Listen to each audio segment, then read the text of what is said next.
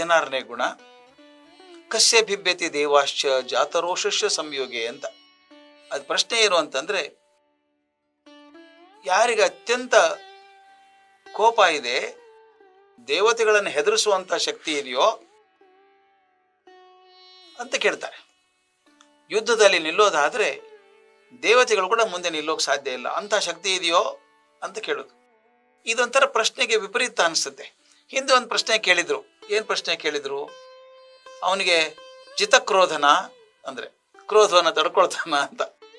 ಒಬ್ಬನು ಕ್ರೋಧ ತಡ್ಕೊಳ್ತಾನೆ ಅಂತ ಪ್ರಶ್ನೆ. ಅದು ಮುಂದೆನೆ ಕ್ರೋಧ ಬಂದ್ರೆ ದೇವತೆಗಳನ್ನು ಗೆದ್ದು ನಿಲ್ಲುವಂತ ಶಕ್ತಿ ಇದೆಯೋ ಅಂತ ಕೇಳೋದು. ಎರಡು ಹೆಂಗಿರೋಕ್ ಸಾಧ್ಯ ಜೊತೆಗೆ? ಒಂದು ಕ್ರೋಧ ತಡ್ಕೊಳ್ಳುವಂತ ಶಕ್ತಿ ಇದ್ರೆ ಕ್ರೋಧ ಗೆಲ್ಲೋ ಪ್ರಸಂಗ ಎಲ್ಲಿ ಬಂತು? ಆದ್ರೆ ಹಾಗಲ್ಲ, ಅದು ಚೆನ್ನಾಗಿದೆ. ಅದು ವಿರುದ್ಧ ಅಂತ ಅನಿಸುವಂತಹ ಗುಣಗಳು ಏಕಕಾಲದಲ್ಲಿ ಒಂದ್ ಕಡೆ ಇರ್ತಾವೆ ಅಂತ. ಈ ಮಾತನ್ನು ಸ್ವಲ್ಪ ನಾನು ವಿಶೇಷವಾಗಿ ಹೇಳಬೇಕು. ರಾಮ ಹೇಗಿದ್ದ ಅಂತ ವಾಲ್ಮೀಕಿಗಳು ಬರೀತಾರೆ ಮುಂದೆ. ಕಾಲಾಗ್ನಿ ಸದೃಶೇ ಕ್ರೋಧೆ ಸೋಮವತ್ ಪ್ರಿಯದರ್ಶನ ಅಂತ. ಎರಡು ಗುಣ ಹೇಗಿದೆ ನೋಡಿ. ಕಾಲಾಗ್ನಿ ಸದೃಶೇ ಕ್ರೋಧೆ, ಅವನಿಗೆ ಕೋಪ ಬಂತು ಅಂದ್ರೆ ಕಾಲಾಗ್ನಿ ಇದ್ದ ಹಾಗೆ, ಜಗತ್ತನ್ನು ಪ್ರಳಯ ಮಾಡುವಂತ ಶಕ್ತಿ ಕ್ರೋಧ ಇದೆ ಅವನಿಗೆ. ಆದ್ರೆ ಸೋಮವತ್ ಪ್ರಿಯದರ್ಶನ, ಚಂದ್ರನ ಹಾಗೆ ತುಂಬಾ ಸಂತೋಷ ಕೊಡ್ತಾನೆ, ಶಾಂತವಾಗಿರ್ತಾನೆ ಅಂತ. ಎರಡು ವಿರುದ್ಧ ಗುಣ ಅಲ್ವಾ? ಇನ್ನೊಂದು ಮಾತು ಅದೇ ತರ ಬರ್ತದೆ. ವಜ್ರಾದಪಿ ಕಠೋರಾಣಿ ಮೃದೂನಿ ಕುಸುಮಾದಪಿ ಲೋಕೋತ್ತರಾಣಾಂ ಚೇತಾಂಸಿ ಕೋಹಿ ಜ್ಞಾತು ಮರ್ಹತಿ ಅಂತ. ದೊಡ್ಡವ್ರು ಹೇಗಿರ್ತಾರೆ? ವಜ್ರಾದಪಿ ಕಠೋರಾಣಿ, ವಜ್ರದ ಹಾಗೆ ಕಠೋರವಾಗಿರ್ತಾರಂತೆ. ಆದ್ರೆ ಮೃದೂನಿ ಕುಸುಮಾದಪಿ, ಹೂವಿನ ತರ ಮೃದುವಾಗಿರ್ತಾರಂತೆ. ಏನ್ ಹಂಗಂದ್ರೆ? ಕಠೋರ ಆಗಿದ್ರೆ ಮೃದು ಹೆಂಗಿರ್ತಾರೆ, ಮೃದು ಆದ್ರೆ ಕಠೋರ ಹೆಂಗಾಗ್ತಾರೆ ಅಂತ ಪ್ರಶ್ನೆ ಬರ್ತದೆ. ಆದ್ರೆ ದೊಡ್ಡ ದೊಡ್ಡ ಮಹಾತ್ಮರಲ್ಲಿ ಎರಡೂ ಗುಣಗಳು ಒಂದಕ್ಕೊಂದು ಜೋಡಿಯಾಗಿರ್ತವೆ, ಒಂದಕ್ಕೊಂದು ವಿರೋಧವಾಗಿರೋದಿಲ್ಲ. ಅಂದ್ರೆ ಆತನಿಗೆ ಕ್ರೋಧ ಮಾಡ್ಕೊಳ್ಳೋಕ್ಕೂ ಬರುತ್ತೆ, ಶಾಂತವಾಗಿರೋದಕ್ಕೂ ಬರುತ್ತೆ. ವಜ್ರ ಆದಪಿ ಕಠೋರಾಣಿ, ತೀರ್ಮಾನ ತಗೋಬೇಕೋ ರಾಮನ್ ತೀರ್ಪು ಫೈನಲ್, ಅದು ಚೇಂಜ್ ಮಾಡೋಕ್ಕಾಗಲ್ಲ. ರಾಮೋ ದ್ವಿರ್ನಾಭಿಭಾಷತೆ ಅಂತ, ಒಂದೇ ಮಾತು ಒಂದೇ ಬಾಣ ಒಂದು. ಆದ್ರಿಂದ ಅಂತ ಕಠಿಣವಾದ ತೀರ್ಮಾನವನ್ನು ತಗೋಬಲ್ಲ ರಾಮ. ವಜ್ರಾದಪಿ ಕಠೋರಾಣಿ ಮೃದೂನಿ ಕುಸುಮಾದಪಿ. ಎಷ್ಟು ಮೃದುವಾಗಿರ್ತಾನೆ ಅಂತಂದ್ರೆ ತನ್ನ ವೈರಿ ಸತ್ತಾಗೂ ಅಳ್ತಾನು. ವಾಲಿ ಸತ್ರೆ ತಾರೆ ಜೊತೆ ಕೂತು ಅಳ್ತಾನೆ ತಾನು, ಅವನಂಗೆ ಹೇಳ್ತಾನೆ. ರಾವಣ ಸತ್ರೆ ಅಳ್ತಾನ್ರಿ, ರಾವಣ ಸತ್ತ ಹೋದ ಅಂತ ಅಳ್ತಾನೆ. ಅಂದ್ರೆ ಮೃದುವಾಗೂ ಇರ್ತಾನೆ. ರಾವಣನ ಹೊಡೆದು ಕೆಡವಬಲ್ಲ, ಸೋಲಿಸಬಲ್ಲ, ಕೊಂದು ಹಾಕಬಲ್ಲ. ರಾವಣ ಸತ್ತದಕ್ಕೆ ದುಃಖವನ್ನು ಪಡುವಲ್ಲ. ಅದಕ್ಕೆ ವಜ್ರಾದಪಿ ಕಠೋರಾಣಿ ಮೃದೂನಿ ಕುಸುಮಾದಪಿ. ಅದೇ ರೀತ ಕಾಲಾಗ್ನಿ ಸದೃಶೇ ಕ್ರೋಧೆ ಸೋಮವತ್ ಪ್ರಿಯದರ್ಶನ. ಎರಡು ಬರ್ತಾವ ಅವನಿಗೆ. ಸಮುದ್ರ ದಾರಿ ಬಿಡಲ್ಲ ಅಂದಾಗ ನಿಂತ್ಕೊಬಿಡ್ತಾನೆ. ಬೀಳ್ತಾರೋ ಇಲ್ಲ ಬಾಣ ತಾಯಿಲಿ, ಒಂದು ಬಾಣದಿಂದ ಇಡೀ ಸಮುದ್ರವನ್ನು ಒಣಗಿಸ್ಬಿಡ್ತೇನೆ, ನಾ ಮರುಭೂಮಿ ಮಾಡ್ಬಿಡ್ತೇನೆ, ಇದನ್ನ ನಡ್ಕೊಂಡು ಹೋಗೋಣ ಅಂತ ಅಲ್ಲಿ ಅಂತ ಘೋಷಣೆ ಮಾಡ್ತಾನೆ. ಸಮುದ್ರ ರಾಜ ಬಂದಾಗ ಆಗ್ಲಪ್ಪ ನೀನ್ ಮಾಡು ಮಾಡು. ಇದು ನೋಡಿ, ಇದು ಬಹಳ ಮುಖ್ಯ. ಕೆಲವರು ಕೋಪ ಮಾಡ್ಕೊಂಡೇ ಇರ್ತಾರೆ, ಕೆಲವರು ಕೋಪ ಬರೋದೇ ಇಲ್ಲ. ಎರಡು ವಿರುದ್ಧ ಗುಣಗಳು ಸಾಮಾನ್ಯ ಜನರಿಗೆ. ಆದರೆ ರಾಮನಂಥವನಿಗೆ, ಕೃಷ್ಣನಂಥವನಿಗೆ ಎರಡು ಗುಣ ಜೊತೆಯಾಗಿ ಇರುವಂತಹದ್ದು. ಮೇಲ್ನೋಟಕ್ಕೆ ಪರಸ್ಪರ ವಿರೋಧಿಯಾದಂಥ ಗುಣಗಳು ಹೇಗೆ ಮಹಾತ್ಮರಲ್ಲಿ ಒಂದಾಗಿರ್ತಾವೆ ಅನ್ನೋದಕ್ಕೆ ಒಂದು ಅದ್ಭುತ ಶ್ಲೋಕ ಇದೆ. ವಿಷ್ಣುನ ಸದೃಶೋ ವೀರ್ಯೇ ಸೋಮವತ್ ಪ್ರಿಯದರ್ಶನ ಕಾಲಾಗ್ನಿ ಸದೃಶ ಕ್ರೋಧೆ ಕ್ಷಮೆಯ ಪೃಥ್ವೀ ಸಮ. ಎಷ್ಟು ಚೆನ್ನಾಗಿದೆ ಗೊತ್ತಾಯಿತು. ವಿಷ್ಣುನ ಸದೃಶೋ ವೀರ್ಯೇ, ಅವನ ಶಕ್ತಿ ಪರಾಕ್ರಮ ಎಂಥದ್ದು ವಿಷ್ಣುವಿಗೆ ಸಮಾನವಾಗಿರುವಂತಹದ್ದು. ಆದರೆ ಸೋಮವತ್ ಪ್ರಿಯದರ್ಶನ, ಚಂದ್ರನ ಹಾಗೆ ಸಂತೋಷ ಕೊಡುವಂಥವನು. ಕಾಲಾಗ್ನಿ ಸದೃಶ ಕ್ರೋಧೆ, ಸಿಟ್ಟು ಬಂದ್ಬಿಟ್ರೆ ಕಾಲಾಗ್ನಿ, ಅವನು ಪ್ರಳಯ ಮುಗಿಸ್ಬಿಡ್ತಾನೆ. ಆದರೆ ಕ್ಷಮೆಯ ಪೃಥ್ವೀ ಸಮ, ಕ್ಷಮೆಗೆ ಪೃಥ್ವಿಗೆ ಸಮ ಯಾರೂ ಇಲ್ಲ. ಕ್ಷಮೆಯ ಧರಿತ್ರಿ ಅಂತ ಕರಿತೀವಿ. ಅಷ್ಟು ನಾಶ ಮಾಡ್ತೀವಿ, ಭೂಮಿ ಮೇಲೆ ಅಡ್ಡಾಡ್ತೀವಿ, ತುಳಿತೀವಿ, ಏನೇನು ಅಗೀತೇವೆ. ಆದ್ರೂ ಕೂಡ ಪೃಥ್ವಿ ತಾಳ್ಕೊಂಡಿದ್ದಾಳಲ್ಲ, ಪೃಥ್ವಿಯಷ್ಟು ಸಮಾನವಾದಂಥ ತಾಳ್ಮೆ ಯಾರಿಗೂ ಇಲ್ಲ ಅಂತ ಅದನ್ನ ಹೇಳ್ತಾರೆ. ಕಾಲಾಗ್ನಿ ಸದೃಶೇ ಕ್ರೋಧೆ, ಕಾಲಾಗ್ನಿ ಅಂತ ಕ್ರೋಧ, ಆದರೆ ಪೃಥ್ವಿ ಅಂತ ಶಾಂತತೆ ಕೂಡ, ಸಹನೆ ಕೂಡ ಇದೆ. ಆತನಿಗೆ ಕ್ಷಮಿಸ್ತಾನೆ. ವಿಷ್ಣುನ ಸದೃಶೋ ವೀರ್ಯ ಸೋಮವತ್ ಪ್ರಿಯದರ್ಶನ, ವಿಷ್ಣುವಿನ ಹಾಗೆ ಪರಾಕ್ರಮಶಾಲಿ ಆಗಿದ್ರು ಕೂಡ ಚಂದ್ರನ ಹಾಗೆ ಶಾಂತಿಯನ್ನ ಕೊಡುವಂಥವನು. ಇಂಥ ಎರಡು ಗುಣಗಳು ಅವನಲ್ಲಿ ಸಮಾನವಾಗಿವೆ ಅಂತ ಒಂದು ಕೃಷ್ಣನ ಜೀವನದಲ್ಲಿ ಬರುವಂತ ಘಟನೆ. ಹೇಗೆ ಕೃಷ್ಣ ಇದ್ದ ಅಂತ ಪ್ರತಿಜ್ಞೆ ಮಾಡಿದ್ದ.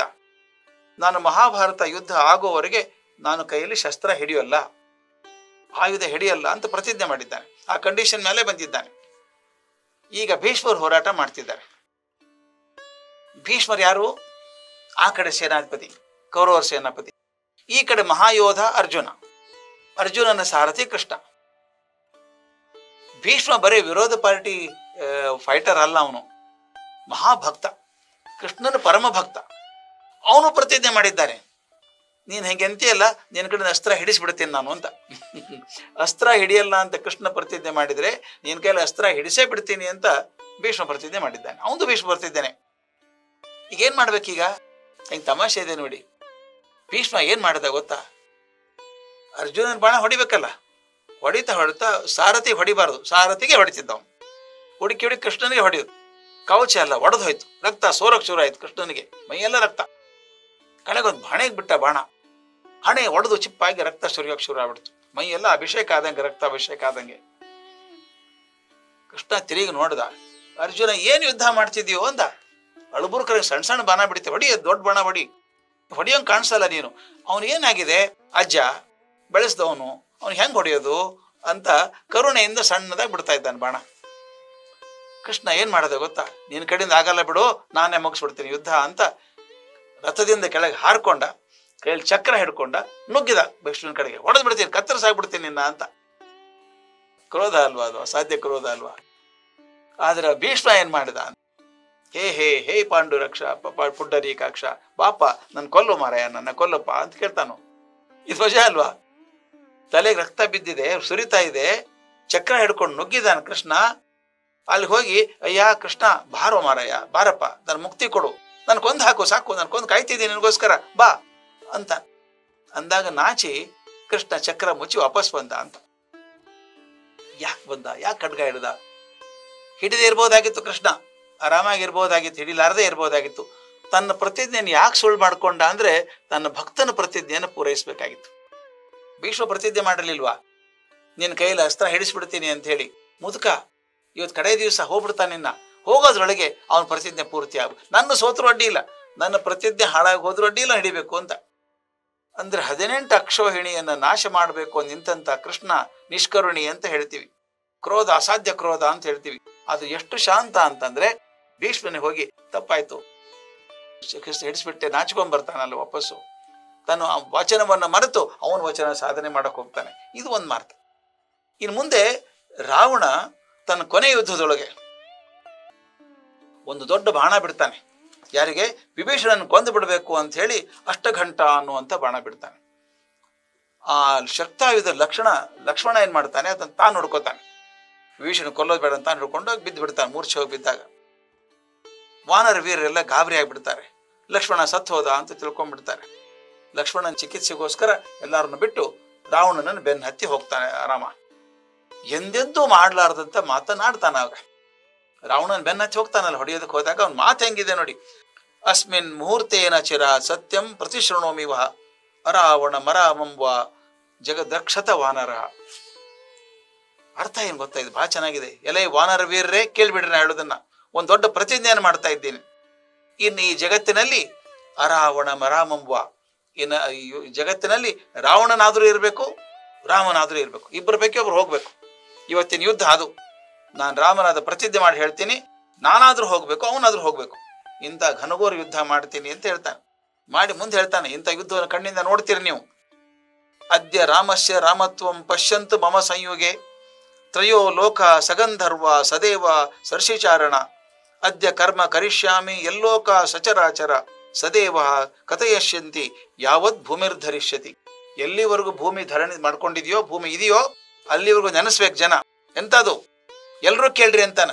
ಗಂಧರ್ವರು, ದೇವರು, ಋಷಿಗಳು, ಚಾರಣರು ಎಲ್ಲ ಜನರು ಕೇಳ್ಕೊಳ್ರಿ. 3 ಲೋಕ ಕೇಳ್ಬೇಕು.